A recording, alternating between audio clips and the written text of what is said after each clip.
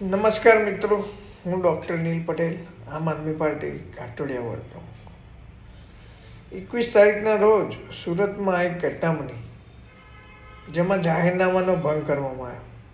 જાહેરનામાનો ભંગ એટલે સરેઆમ ભંગ કરવામાં આવ્યો. દીપક ઇજારેદાર નામના ઉદ્યોગપતિ જાહેર રસ્તામાં ટ્રાફિક રોકીને ફટાકડાની લૂમો ફોગડી, રોકેટો ફોડ્યા અને તેમના કોઈ રોકવા જાય તો એના ઉપર બી રોકેટો ફેંકવાની ચીમકી આપી. આ ઘટના માનવ સમાજ માટે કેટલી યોગ્ય છે એ હું જનતા પાસેથી જાણવા માંગુ છું.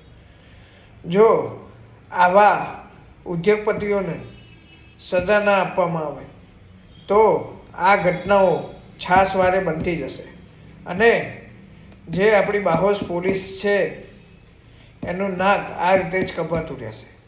એટલે મારી સરકારને નમ્ર વિનંતી છે કે જે આ ઉદ્યોગપતિ છે એને કડીથી કડી સજા આપવામાં આવે અને એનું જુલુસ બી કાઢવામાં આવે. કારણ કે જે નાના મોટા ગુનેગારો હોય છે, ચોરી લૂંટફાટના, એનો તો જુલુસ આખા ગામમાં કાઢવામાં આવે છે. તો એકવાર પોલીસ એની તાકાત દેખાડીને આવા ઉદ્યોગપતિનું બી જુલુસ કાઢે. જય હિન્દ, જય ભારત, જય જય ગરવી ગુજરાત.